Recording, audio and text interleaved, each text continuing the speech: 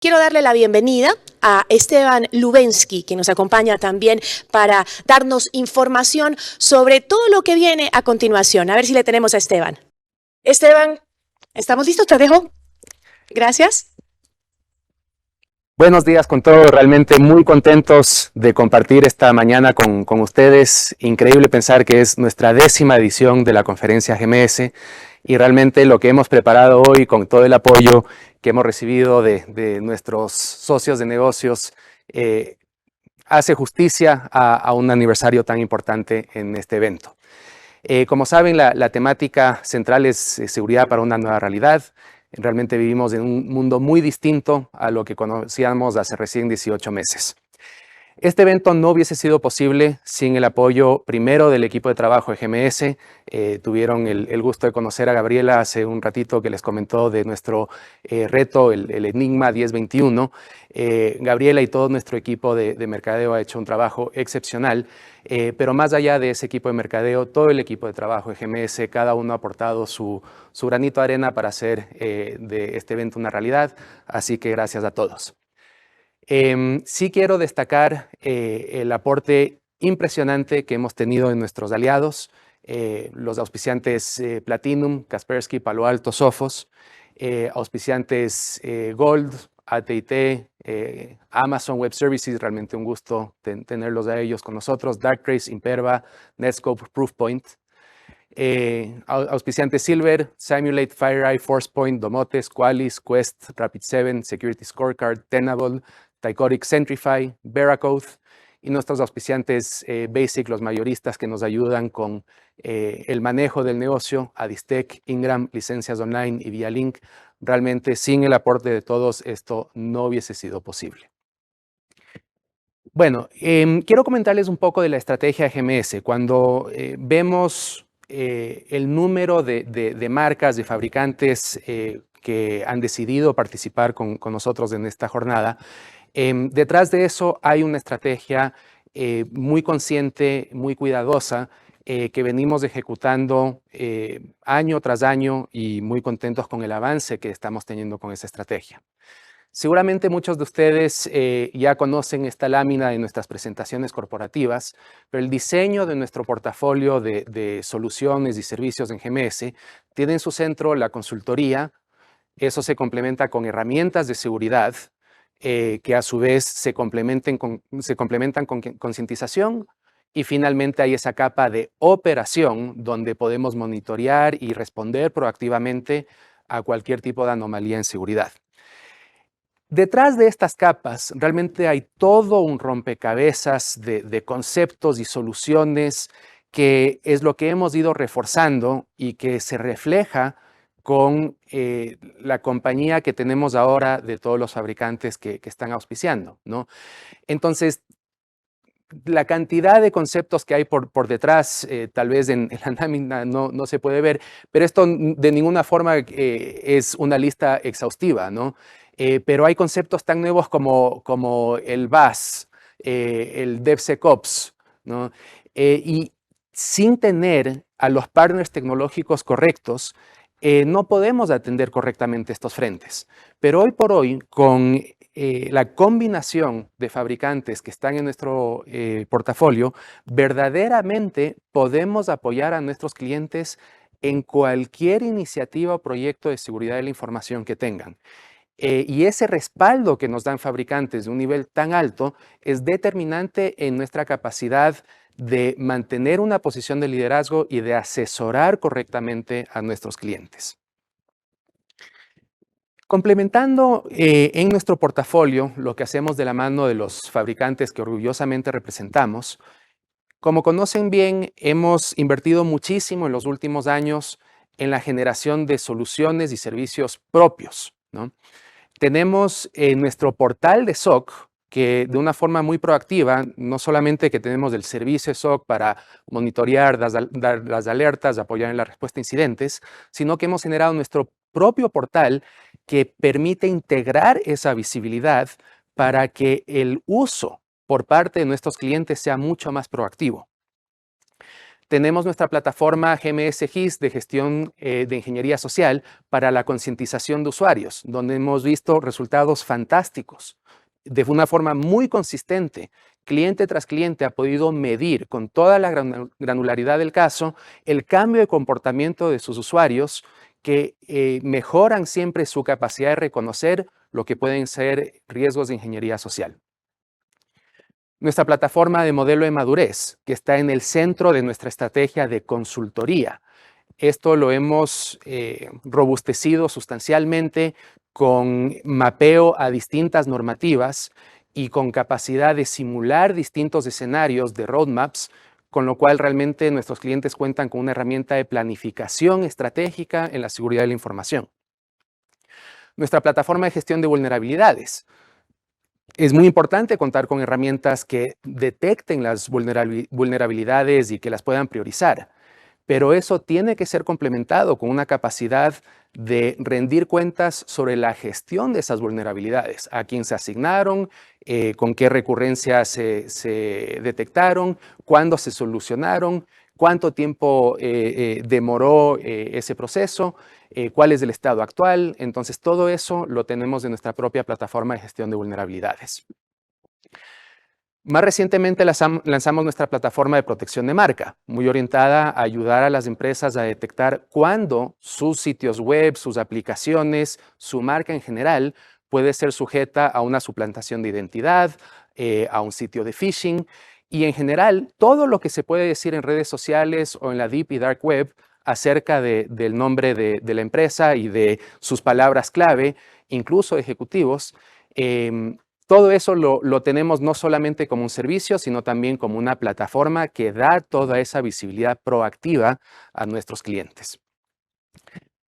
Entonces, ahora lo que quiero compartirles es que esas plataformas las estamos lanzando el día de hoy de una forma conjunta en una nueva plataforma que hemos denominado el GMS Security Center. Esto realmente es un gran hito para nosotros. Como empresa de seguridad de la información, realmente vemos que nuestro rol va mucho más allá de traer al mercado a esas soluciones líderes de los fabricantes internacionales.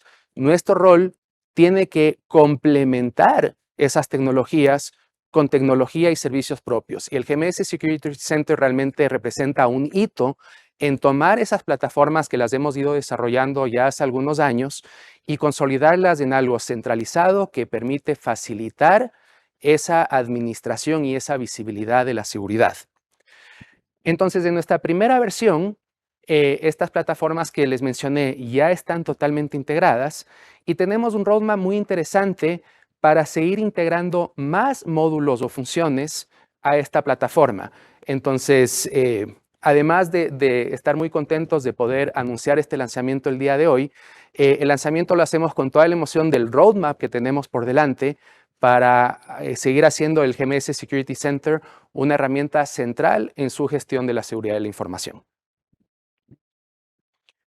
Bueno, con esta estrategia que les he comentado de cómo hemos integrado más herramientas, más piezas en ese rompecabezas, quiero darles algo de visibilidad de cómo estamos gracias a esta estrategia.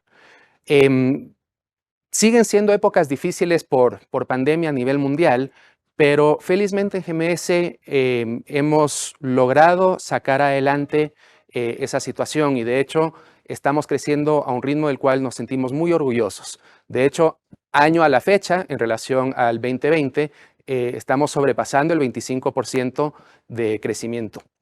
El próximo mes, realmente en pocos días, vamos a tener el gusto de integrar el colaborador 150 en nuestra organización. Esto es hablando a nivel regional, Colombia, Perú, Ecuador. Entonces, muy contentos también del crecimiento que estamos teniendo en el equipo de trabajo. Nuestros índices de satisfacción siguen en niveles muy altos con algo que conversamos en este mismo evento el año pasado de nuestra estrategia de consolidar a nivel regional nuestra organización de servicios. Eso ha funcionado muy bien y seguimos logrando estos índices de satisfacción muy altos gracias a esa integración operativa, ¿no?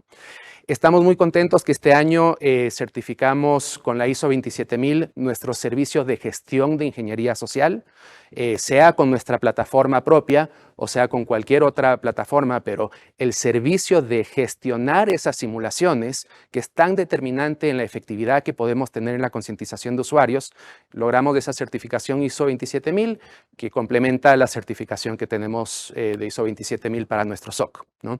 Y hemos hecho inversiones significativas, como no podría ser de otra forma, para soportar el portafolio que seguimos consolidando en personal especializado, en capacitaciones técnicas, en nuestra propia investigación y desarrollo y en fuentes de inteligencia que nos ayudan a ser más proactivos y más efectivos en todo lo que es el ciclo de monitoreo y alertamiento a los clientes por medio del servicio del SOC. Parte clave en eso es una inversión que hemos hecho con el Anti-Phishing Working Group, donde realmente ninguna empresa en la región está en el nivel con el Anti-Phishing Working Group que tiene GMS. Entonces, es algo que nos empodera y agrega mucho valor a nuestros clientes. Bueno, en este contexto de situación actual que les acabo de comentar casa adentro, quiero conversar un poquito sobre lo que sucede ya en un panorama más amplio, ¿no? Cómo el mundo cambió por el coronavirus, ¿no? Y particularmente cómo cambió en los aspectos de tecnología y seguridad, ¿no? Hemos tenido saltos drásticos en transformación digital, adopción de nube y teletrabajo. En transformación digital tenemos presiones competitivas para generar nuevos productos, servicios y canales, porque no podemos interactuar con nuestros socios de negocio, clientes, proveedores, de la misma forma física que lo hacíamos tradicionalmente, ¿no? Esta presión por innovar genera fricciones internas entre las áreas de desarrollo y las áreas de seguridad. En nube tenemos una proliferación de lo que llamamos Shadow IT, o todo lo que es la infraestructura tecnológica que no es muy visible ni controlada por la administración de la empresa, ¿no? Usuarios que crean sus propias cuentas en Google Drive, por ejemplo, para poder compartir información corporativa en sus grupos de trabajo. Perdemos la visibilidad y el control sobre las políticas de seguridad cuando esto sucede, ¿no? En relación al teletrabajo, tenemos mucho mayor riesgo en el usuario final, que muchas veces hasta el día de hoy sigue usando su propia computadora para poder trabajar desde la casa. Tenemos mucha mayor complejidad en la administración de permisos con accesos remotos que no necesariamente son tan granulares como quisiéramos. Entonces, damos el acceso remoto a un usuario, pero ese acceso puede ser mucho más amplio de lo que debería ser según la función de ese usuario. En combinación, adopción de nube y teletrabajo, terminamos con una dinámica en que hay más tráfico de la información corporativa que está fluyendo fuera del perímetro que a través del mismo. Entonces, esto evidentemente nos genera retos muy complejos en la administración de la seguridad de esa información. En resumen, el resultado de todo esto es que tenemos una superficie de riesgo multiplicada en la que hemos visto más ataques informáticos que nunca. Escojan ustedes sus fuentes y sus estadísticas, ¿no? Pero estadísticas como el doble de ransomware de un año para otro, 8 veces el volumen de ataques de ingeniería social de un año para otro, 6 billones de dólares de pérdida por ataques informáticos proyectadas para este año. Sería la tercera economía del mundo.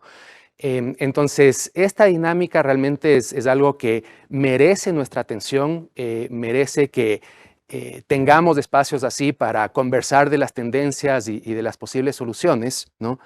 Y para eso vamos a tener la perspectiva de 3 líderes de seguridad que realmente para nosotros es un orgullo, todo un privilegio tenerlos aquí acompañándonos desde el sector salud de Colombia, sector telecomunicaciones de Ecuador y sector banca de Perú.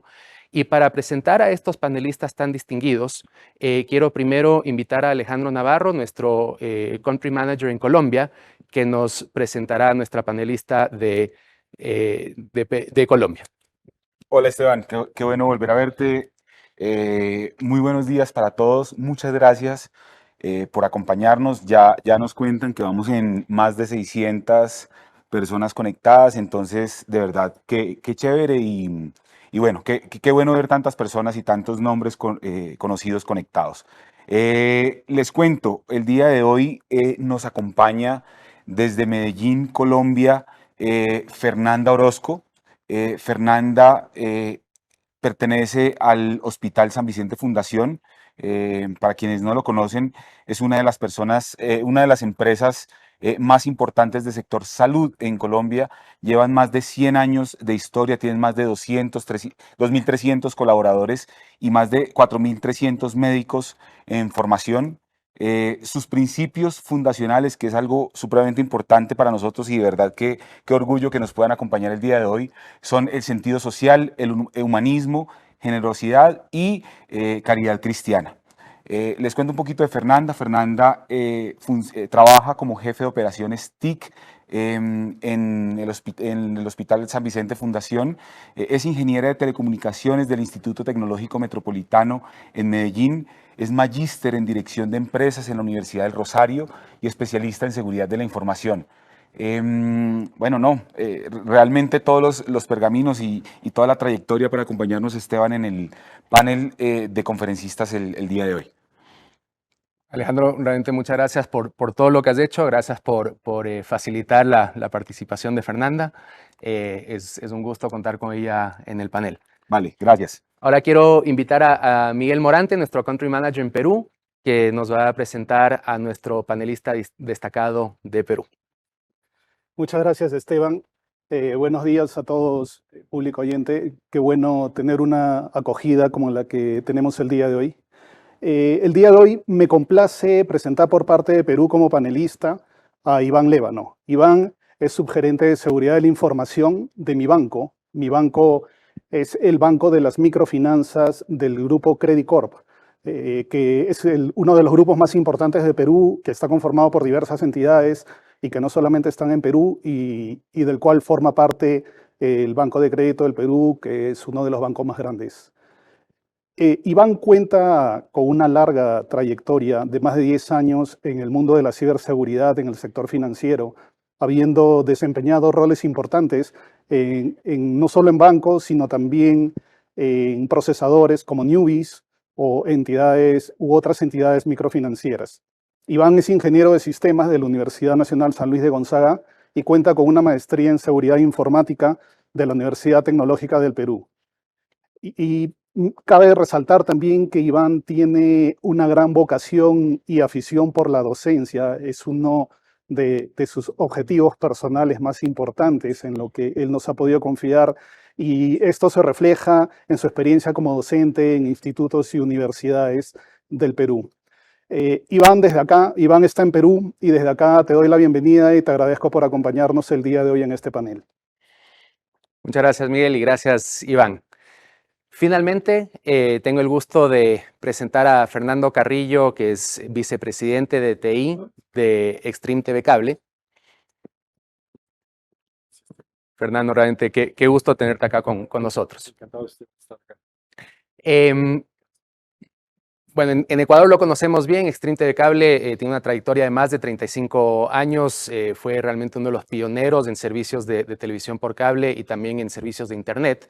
Y sigue siendo uno de los líderes en el mercado ecuatoriano con oferta de triple play.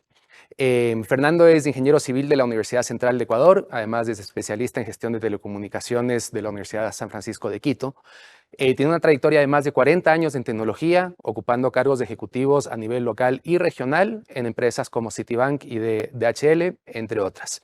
Él ha sido vicepresidente de TI de Extreme TV Cable desde el 2010, entonces va a aportarnos con una perspectiva muy valiosa y eso en combinación con las perspectivas desde sus países, desde sus verticales de Iván y Fernanda. Seguro vamos a tener una conversación muy interesante ahora que vamos a arrancar con el panel.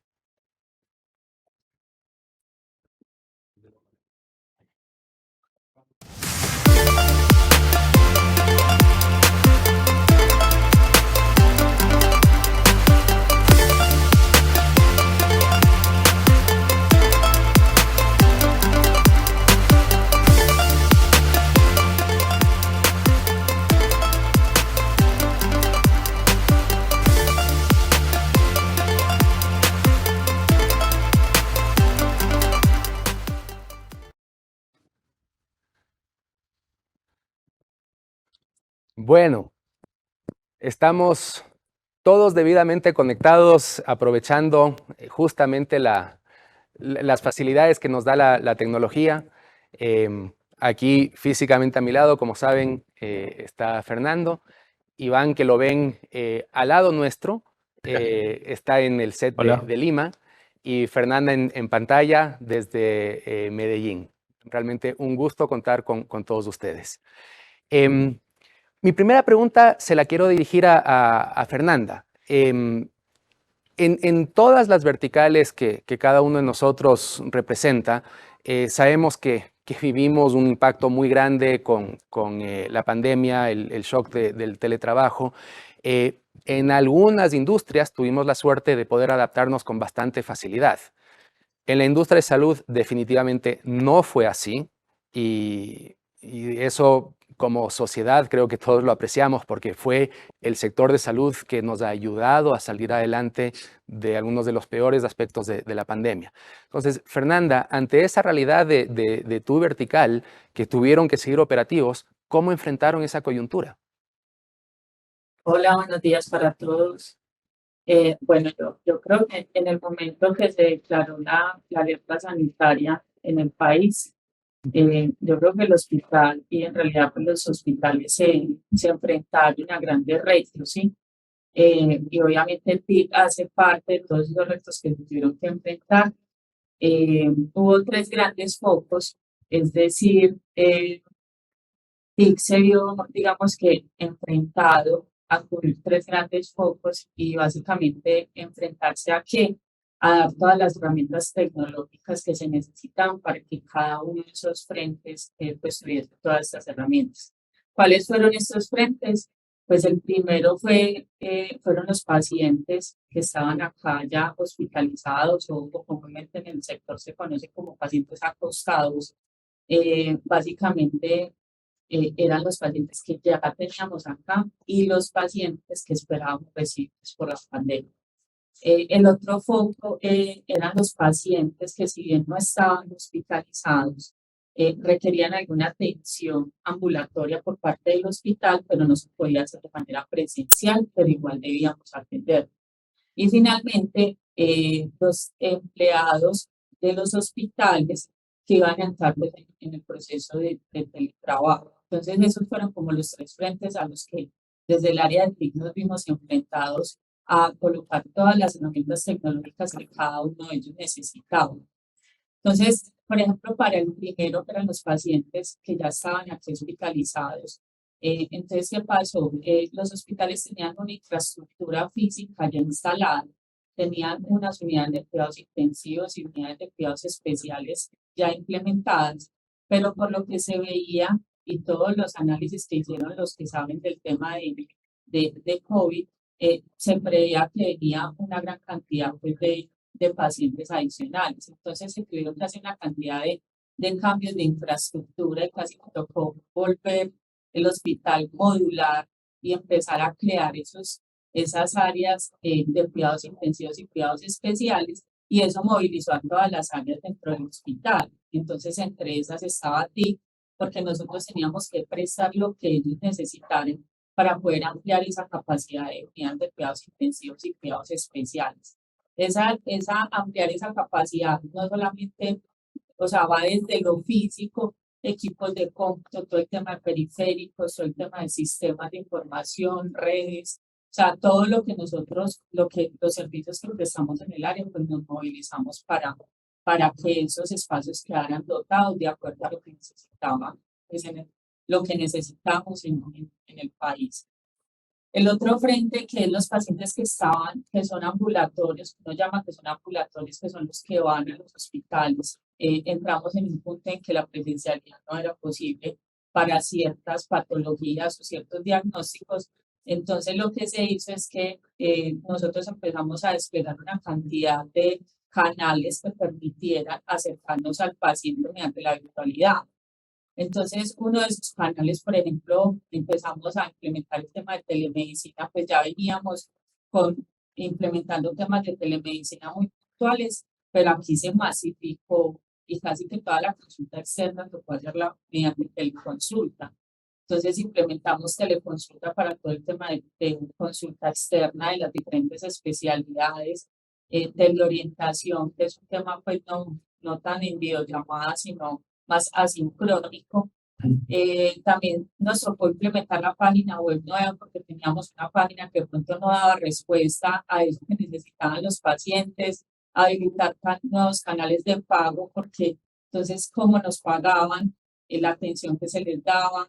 Nos tocó implementar portales para que los pacientes pudiesen ver sus imágenes diagnósticas, exámenes de laboratorio. Entonces, Sí. todo eso nos tocó hacerlo en el momento que había que hacerlo para que los pacientes pudiesen tener un hospital cercano donde pudieran prestar esos servicios que no eran presenciales. Y finalmente, Impresionante la cantidad de frentes que tuvieron que abordar tan rápidamente. Yo creo que todos en el sector sentimos que tuvimos que reaccionar rápido, pero esa variedad de cosas que tuvieron que enfrentar en el sector salud es impresionante cómo se adaptaron. Ahora, tema de cambios, no es la primera vez que como sociedad, como sector de tecnología, tuvimos que responder tan abruptamente a cambios grandes. Fernando, en tu trayectoria, has tenido que enfrentar algunos de esos cambios más grandes, cuando realmente se disparó la adopción de Internet, el cambio del Y2K. ¿Qué aprendizajes nos dejaron esos cambios y te da confianza de que estos cambios también los podemos enfrentar? Gracias, Esteban. Sí, definitivamente, al haber iniciado, digamos, mi trayectoria desde las cosas más simples que para ahora supongo que para mucha gente es solo una historia. Por ejemplo, haber comenzado con tarjetas perforadas a trabajar, un tema que ahora ya ni siquiera lo conocen, pero desde ahí y ver cómo ha ido evolucionando la tecnología. Es un tema súper importante. Como tú decías, Esteban, el cambio de tecnología se da a partir de Internet. Cuando en 1969 aparece ARPANET, desde ahí yo diría que hay tecnología de antes de Internet y tecnología después de Internet. Entonces comienza todo el tema de manejo de voz sobre IP, de la World Web, toda la parte de televisión por Internet, el correo electrónico es un tema súper interesante. Yo me acuerdo cuando estaba en Citibank, una compañía súper grande, teníamos un solo correo electrónico por piso que se llamaba CityMail. Ahora todo el mundo tiene un correo, no solo en las empresas, sino a nivel personal, todo el mundo tiene un correo. El tema que tú decías del Y2K fue un tema muy difícil que me tocó vivir en DHL. Fue uno de los años más difíciles. Realmente la cena de Año Nuevo la tuvimos en oficina porque todo el mundo estaba súper preocupado por el cambio de siglo y qué iba a pasar si es que la fecha influía en todo el manejo de los sistemas, y era un tema súper grave. Para todas las compañías fue una preparación muy larga. Menos mal, la mayoría salimos bien. Y luego, un tema también importante al haber trabajado en diferentes verticales de negocio, te da una perspectiva más global de cómo va la tecnología. La tecnología, yo considero que muchas veces es cíclica. Hablábamos, por ejemplo, en la parte de redes, de tener todo centralizado, después abramos todo descentralizado, ahora volvemos a la convergencia, a la hiperconvergencia. Entonces, son temas que realmente creo que la tecnología cumple ciclos, pero va evolucionando inmensamente. Alguna vez en una reunión que tuve en Citibank, en Estados Unidos, hacían una comparación entre el desarrollo de la tecnología contra el desarrollo de la aviación. Y decían que si la aviación hubiera avanzado a la misma velocidad que avanza la tecnología, un vuelo a Nueva York-Frankfurt debería haberse demorado 3 minutos. Entonces es un tema impresionante. Pensar hace años lo que pasa ahora era un sueño. No sé, algunos tal vez han de haber oído de la serie de televisión que se llamaba Los Supersónicos, que era realmente un sueño en ese momento, pero es lo que está pasando ahora. Tener el teletrabajo, tener la posibilidad de hacer conferencias en video viéndote, no solo de voz, sino viéndote. Todo ese tipo de cosas era algo que era un sueño en esa serie, y la parte robótica, tenían una empleada que se llamaba Robotina y ahora robots por todo lado, robots de atención, robots están en los autos, están en todo lado. Entonces, es un tema que evoluciona tan grandemente y vamos a llegar a algo que nunca habíamos pensado. Por decir algo, Amazon, que ahora tiene el mercado más grande en todo lo que es distribución de productos, va a llegar a entregar productos vía dron. Entonces es un tema, yo vi ese tema hace un par de años con la compañía que nos da a nosotros servicio de tecnología. Esta compañía es la que está encargada con Amazon de generar ese tipo de tecnología. Entonces, realmente creo que estos cambios y el cambio que nos ha tocado con la pandemia fue un cambio súper fuerte porque no estábamos preparados en la mayoría de compañías para adoptar algo así tan rápido. Todo el mundo hablaba de transformación digital, todo el mundo hablaba de teletrabajo, algunas compañías ya lo estaban usando, pero realmente fue algo que nos tocó de la noche a la mañana entrar a implementar todo ese tipo de cosas.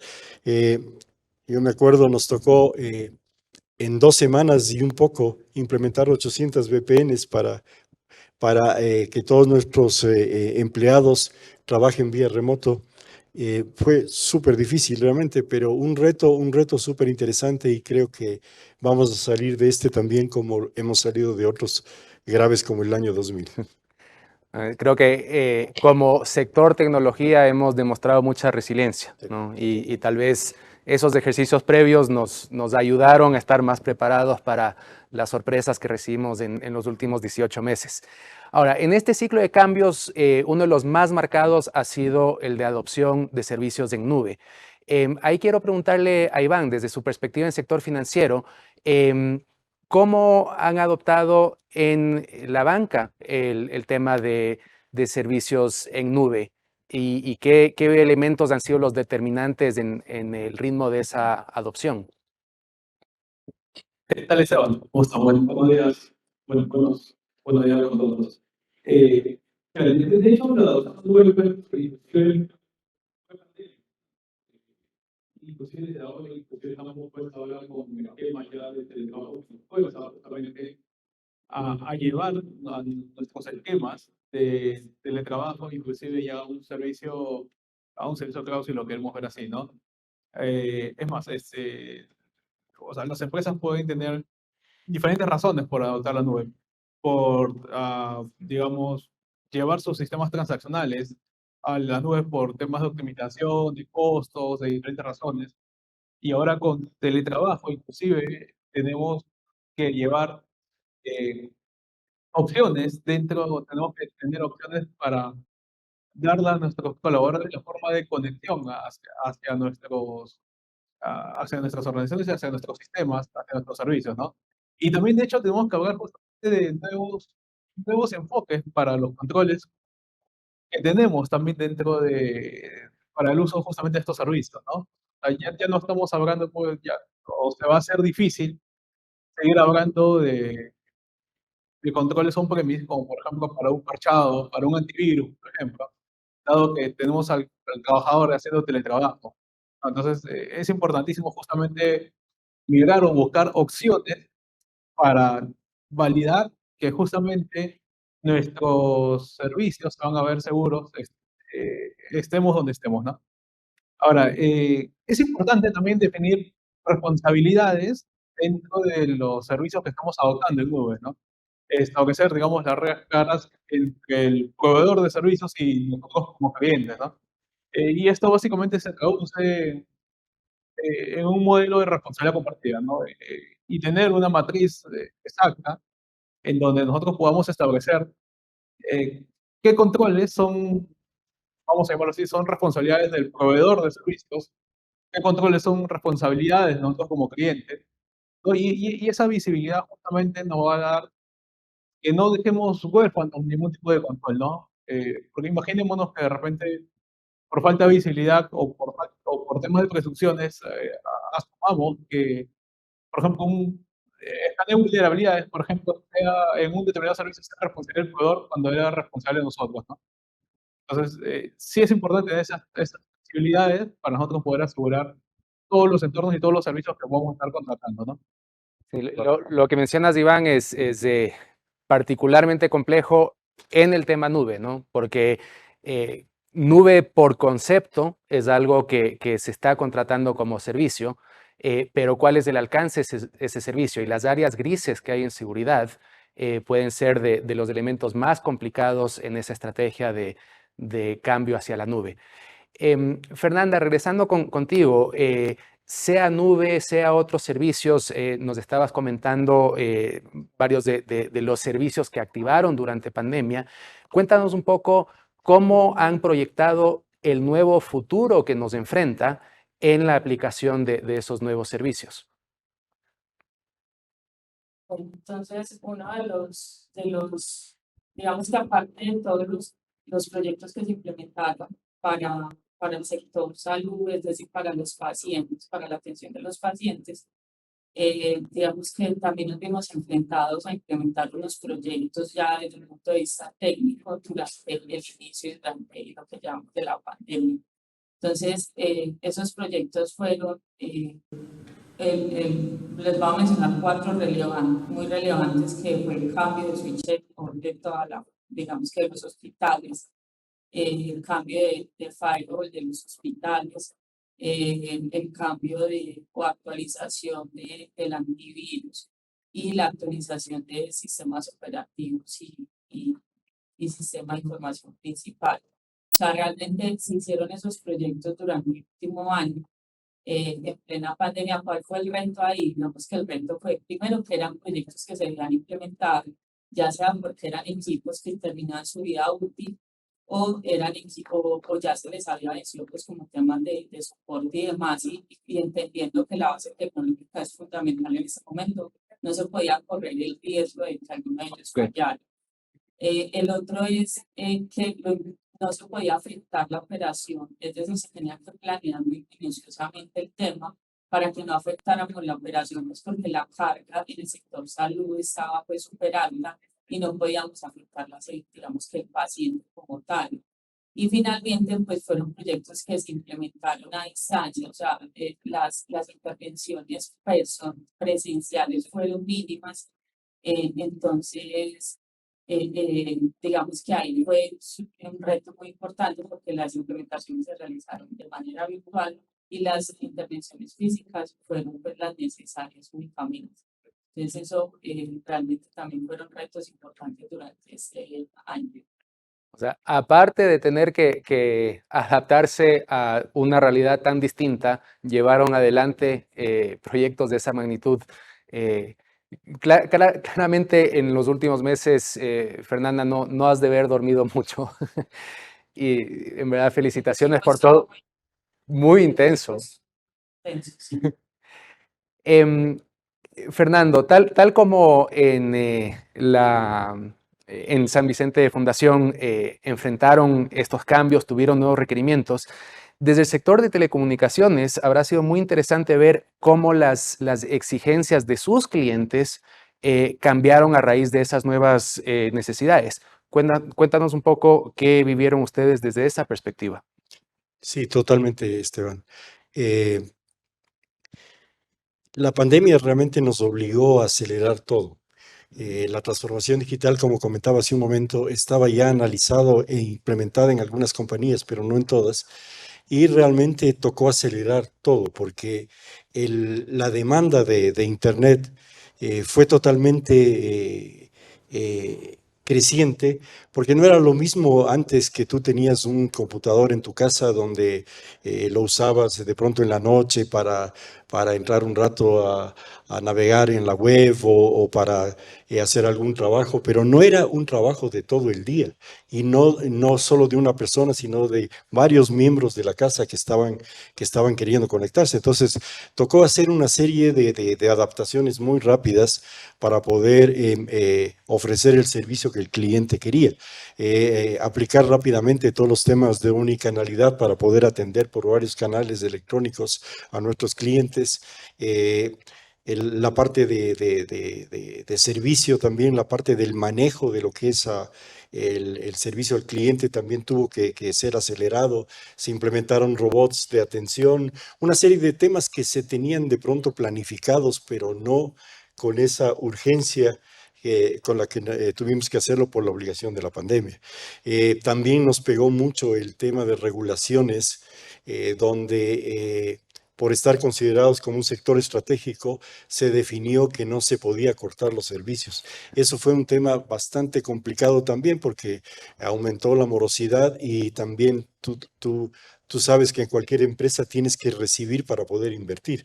Entonces fue un tema que fue complejo, pero salimos y creo que salimos bien. Como te digo, lo importante y lo agradable, podríamos decir, de este tema fue que aceleró todo y nos obligó a implementar y también a innovar mucho más rápido que lo que teníamos planificado en una forma, digamos, de un trabajo más normal. Entonces fue un tema muy interesante, pero bueno, ahí estamos y seguimos trabajando en el tema porque creo que esto no va a acabar tan rápido, esto va todavía para largo y tenemos que seguir innovando para que el servicio hacia nuestro cliente sea el mejor. No, sin duda, sin nuestros aliados de telecomunicaciones, creo que sabemos muy bien que no salíamos adelante, ¿no? La forma que habilitaron la conectividad, no importaba dónde estaban nuestros colaboradores, fue un elemento absolutamente fundamental en nuestra capacidad de seguir adelante como sociedad. Bueno, con todas estas exigencias de cambio que nos impuso la pandemia, Iván, quisiera tener tu perspectiva de, siendo parte de un grupo corporativo, si los estándares que se manejan en los grupos corporativos fueron algo que ayudaron a responder a estas nuevas exigencias de una forma más ágil, o esos estándares de cierta forma fueron una limitante. Y de eso, ¿qué nos puedes decir sobre las mejores prácticas de manejos de estándares corporativos? A ver, definitivamente, pues, ese es, digamos, tenemos que mirar siempre el uso justamente de normas o estándares internacionales y como buenas prácticas también de seguridad, ¿no? Ahora, no solamente es el grupo corporativo también como tal, sino que el sector financiero está regulado también bueno, en Perú por la Superintendencia de Banca y Seguros, y de hecho también tenemos otros estándares o otras normas que cumplir también como tal, ¿no? Ahora, en efecto, siempre en seguridad vamos a hablar pues de la ecuación de a mayor seguridad, a veces el proceso se vuelve un poco más lento, ¿no? O viceversa. Entonces, de hecho, ahí está nuestro reto como embajadores de la ciberseguridad en nuestras organizaciones, de justamente llegar a un punto medio para que nuestros procesos, nuestros servicios, nuestros productos como tal, puedan ir justamente yendo a la agilidad que justamente el negocio requiere, ¿no? O sea, definitivamente ciberseguridad tiene que ser un aliado estratégico para el negocio como tal, ¿no? Entonces, ya aplicando, digamos, algunos esquemas dentro del desarrollo ágil, como por ejemplo, como DevSecOps, nos aplicando NIST para ciberseguridad, ISO 27001, como bien lo mencionaba, también que han aplicado justamente GMS. Hay diferentes estándares que podemos ver, ¿no? Entonces, a nivel de grupos corporativos, si bien lo indicas, hay algunas, digamos, algunas empresas que tienen o que eligen algunos estándares como bandera para implementar en todas sus empresas.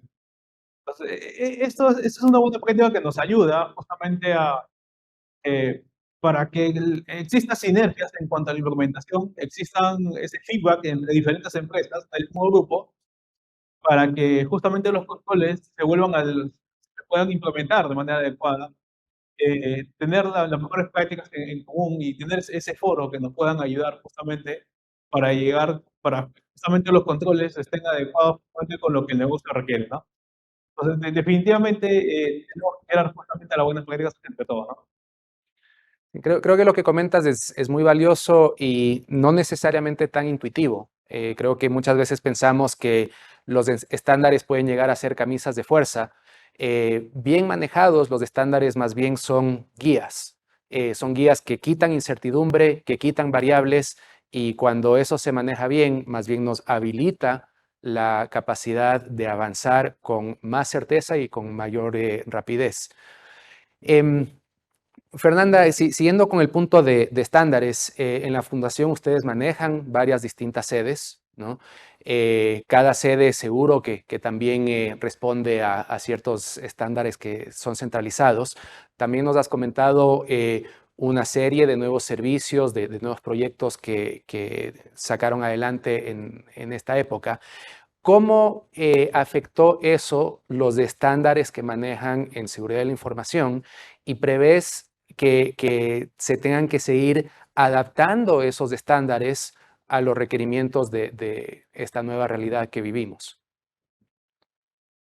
Bueno, digamos que los servicios que se habilitaron desde el inicio y lo que llevamos de la pandemia, pues específicamente los servicios para los pacientes, eh, y los que les mencioné ahorita, todo el tema de telemedicina, de portales, de canales de pago, de otros tipos de canales, no solamente de pago, sino de acceso al hospital.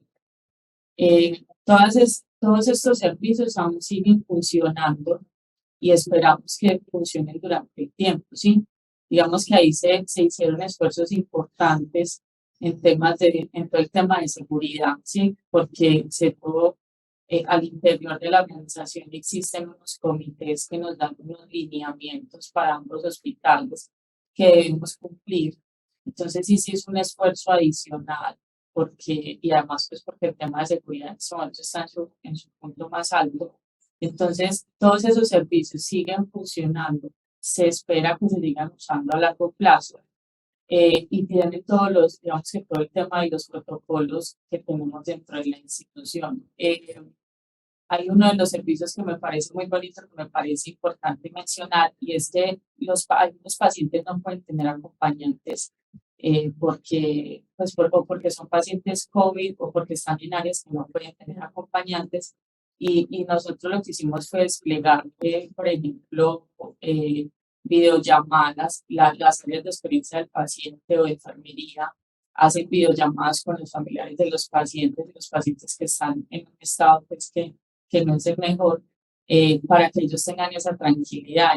Digamos que todo ha sido mediante la virtualidad y eso nos ha tenido que movilizar a que los protocolos de seguridad dentro de la fundación se cumplan independientemente del canal, ya sea físico, ya sea presencial o ya sea virtual. Pero como para dar resumen, son estrategias que esperamos que sigan en el tiempo. Ya se usa, por ejemplo, la teleconsulta se usa en menor proporción porque hay más presencialidad, pero todo bajo los mismos protocolos de seguridad que tenemos hoy. Es interesante el concepto de las visitas que mencionas, ¿no? Hace tanto sentido que sean virtuales, incluso por la facilidad de esa conexión humana que tanto le sirve al paciente, con gente que físicamente no podría ir a visitarle porque puede estar en otro país. Pero tuvimos que vivir este extremo de una pandemia de COVID para realmente decir, hey, ese es un servicio que deberíamos tener y aplica para esta coyuntura, pero aplica para una nueva realidad independiente al COVID. Gracias, Fernanda. Fernando, nuevamente en el sector de telecomunicaciones, donde evidentemente en el centro del negocio está una confluencia de un volumen masivo de tráfico, en nuestra visibilidad como empresa especializada en ciberseguridad, hemos visto con mucha claridad este pico en tráfico malicioso, en ataques, y ustedes en el centro de esa confluencia. ¿Cuáles han sido los factores claves desde tu punto de vista para que ustedes como empresa de telecomunicación puedan soportar esa embestida de ataques y de riesgos? Sí, los estándares yo creo que son súper importantes y también las metodologías. El estándar te ayuda, a veces te presiona un poco, es verdad, pero te ayuda a ordenarte y te ayuda a seguir algo que de pronto si no tienes esa obligación no lo haces. Entonces, nosotros lo que hemos hecho es implementar la seguridad en capas o conocida como defensa profunda también. Eh, no es fácil porque la parte de seguridad no es barata, tiene un costo alto. Entonces yo creo que hay que hacer un mix interesante entre lo que es propio y lo que es contratado como servicios. Entonces, uno de los temas importantes que nosotros hemos hecho es la contratación de un SOC. Ya lo tenemos desde hace 4 años y eso realmente nos ha ayudado muchísimo a poder correlacionar todos los eventos de seguridad y poder tener una visibilidad mucho más amplia y tomar acción mucho más rápido.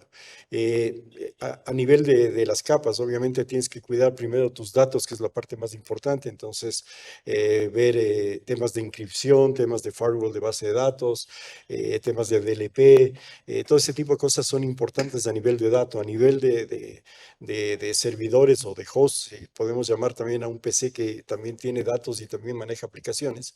Ver el tema de toda la parte de implementación de DMZs, para tener protegido los centros de cómputo, los servidores, la parte de red igual, implementación de tecnologías que te permiten tener un control de accesos en la red, la parte perimetral, todo el tema de firewalls, todo el tema también a nivel de aplicaciones, la parte de firewalls de aplicaciones web que ahora están súper de moda, el tema de controles del desarrollo, porque ahora todo está manejado a nivel de APIs y a nivel de comunicación con web services. Eso te exige que tengas un nivel de seguridad muchísimo más alto.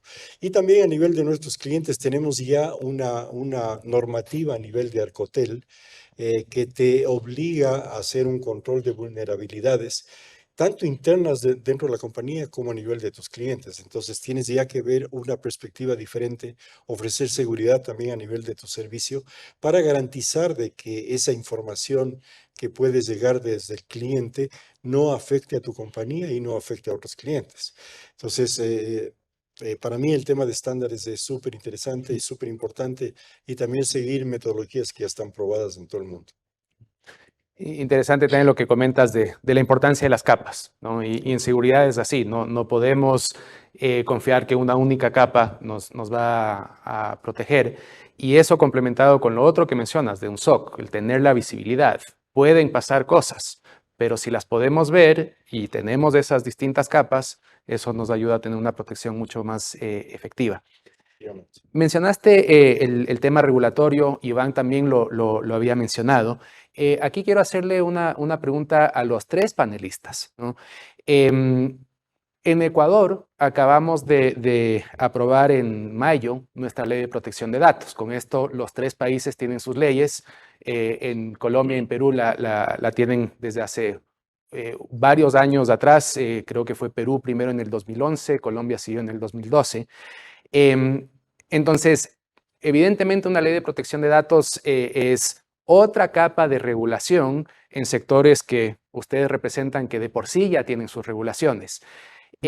Nos encantaría escuchar la perspectiva de cómo vivieron ese ciclo de entrada en vigencia de la ley de protección de datos. Iván, empecemos contigo. Ok, sí, en efecto, Esteban, en el 2011 entró pues, la ley de protección de datos personales aún como, digamos, a modo de piloto en Perú. Luego ya en el 2013 salió el reglamento donde ya se detallaba exactamente cómo es que se debía proteger justamente los datos personales y cuáles eran a más a detalle las reglas de juego como tal, ¿no? Como bajo un periodo de ecuación igual, de hecho al inicio pues siempre con algunas incertidumbres, ¿no? Pero de ellos salieron justamente factores claves y varios aprendizajes, ¿no? Creo que el principal, uno es asegurar justamente cuáles son los tipos de datos que están manejando la organización para justamente poder declarar ante la autoridad los bancos de datos personales a los cuales vamos a manejar, no sé, sean de clientes, de proveedores, empleados, etcétera, ¿no? Y luego lo otro es el tema que pasa en la alianza, o sea, ¿qué es lo que debo proteger en sí dentro de la organización? Y definitivamente, pues, no todos los sistemas, no toda nuestra base de datos, no todos nuestros activos tecnológicos están inmersos, digamos, en el manejo de datos personales, ¿no? Y ahí viene justamente ver cómo definir ese alcance, ¿no? De hecho, por ahí, como buena práctica en una de las empresas en las cuales trabajé, tomé como, o sea, se tomó como, por ejemplo, un proceso representativo y ver el paso a paso. Por ejemplo, en selección de personal, cuáles son los sistemas involucrados, cuáles son los datos que están viajando en el paso a paso, en el flujo de proveedores involucrados. Y de hecho este ejercicio pues, sirve justamente para dos cosas, ¿no? Identificar, reconfirmar los datos exactos que estamos manejando, identificar justamente los sistemas, proveedores que estamos manejando también dentro de ello, y ya evaluar una prueba de los riesgos, ¿no? Entonces, sobre ello ya según acá se ha terminado, se implementan pues, los controles que la entidad o que la autoridad, digamos, nos brinda a través de los reglamentos, ¿no?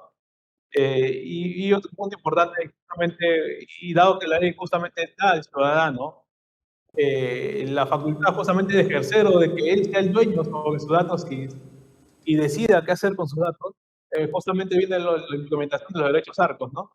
Claro, bueno, básicamente el consentimiento y darle la potestad para que pueda eliminar, consultar sus datos cuando él lo requiera, ¿no? O sea, la empresa debe estar preparada para eso. Correcto. Fernanda, cuéntanos un poco la experiencia en Colombia. ¿La entrada en vigencia fue muy traumática o generalmente fluida? Bueno, realmente sí fue traumática porque digamos que cuando salió la ley, pues primero había que entenderla, ¿cierto? Entonces era entrar a interpretarla y definir y llevar a la realidad esos términos a cada institución. Entonces fue definir qué era una base de datos, qué era un responsable, o sea, como dentro de la organización entender desde la parte jurídica y llevándola a la realidad qué significaban esos términos, porque digamos que eran términos que de pronto podíamos escuchar, pero ya cuando era un tema regulatorio había que mirar digamos que a qué se refería específicamente. Dentro de la institución se construyó o se conformó un comité que se encargaba de realizar como todo el trabajo fuerte de la implementación. El primer trabajo fue como la política de la institución de tratamiento de datos personales. Luego de que se construyó esa política, empezó un tema bastante fuerte y aún todavía lo vivimos de socialización de esa política, ¿sí? Entonces, enseñarle a todas las diferentes áreas de la institución de qué es esa política, para qué se necesita, cuáles son los conceptos que todos debemos de tener en cuenta y para qué nos sirve ese comité. Digamos que ese comité está conformado por un equipo interdisciplinario. Hay parte, digamos que está el componente jurídico, de riesgos, está TIC. Entonces, lo que hace ese comité es como recibir todas las consultas de las diferentes áreas, porque las bases de datos se manejan a todo nivel. Entonces, después de hacer toda esa, digamos que toda esa socialización y tratar de decirle a los usuarios cómo deben de reportar todo y con quién cuentan, ese comité lo que hace es que recibe todas las solicitudes, las que le llegan, y emite un concepto dependiendo de lo que solicite. Entonces necesitan por ejemplo, cuando implementamos el portal, vamos a implementar un portal de imágenes diagnósticas, ellos nos daban su concepto desde ese punto de vista para saber cómo actuar. Entonces, ha sido un tema, creo que el reto más importante es la socialización, ¿sí? Es llegar hasta abajo y que digamos que las personas de la empresa entiendan para qué se usa y cómo la debemos usar para evitar, pues, alguna sanción o demás. Elementos clave en socialización y en la creación de los equipos multifuncionales para sacarlo adelante, porque hay que tomar en cuenta la perspectiva de negocio, la perspectiva legal, la perspectiva de tecnología como tal. Si no están cooperando, no funciona. Fernando, nos queda nuestro último minuto en el panel. Con las perspectivas que hemos escuchado de los otros países, ¿cómo la ves en Ecuador? Tenemos 1 año y medio hasta que se cumpla el plazo para ya cumplir con esa ley. Correcto. Sí, o sea, va a ser complicado porque realmente yo creería que si en este momento se hace tendríamos que cumplir con la ley. Muy pocas compañías están listas como para poder pasar los controles de la ley. Un tema importante, como tú decías, en 1 año y medio tiene que estar implementado. El tiempo pasa demasiado rápido y van a comenzar ya la aplicación de multas y cosas de ese estilo, que de acuerdo a lo que estaba leyendo en la ley, en eventos menores llega hasta un 0.7% de tu venta total en el año, y en eventos mayores hasta el 1%. Entonces son valores considerables. Y la ley fue creada para proteger los datos personales, y esto es un tema bien importante porque toda compañía trata de monetizar los datos, toda compañía trata de usar los datos para su venta, y a ratos es medio desagradable cuando te llama por teléfono alguien que tú no tienes ni idea ni quién es y tiene toda tu información. Entonces va a ser bastante complicado controlar eso, pero el reto está ahí y tenemos que hacerlo. Para sumar a los cambios que enfrentamos, ¿no? Correcto. Bueno, Fernando, Fernanda, Iván, qué gusto tenerlos con nosotros. Muchísimas gracias por la perspectiva, toda la experiencia que nos han compartido. Verdaderamente de mi parte personal, de parte de todo el equipo de GMS y seguro de todas las personas que nos acompañan el día de hoy, gracias por ser parte de este panel, y a todos los asistentes. En breve empezamos con las primeras plenarias. Sigan disfrutando del contenido que les tenemos.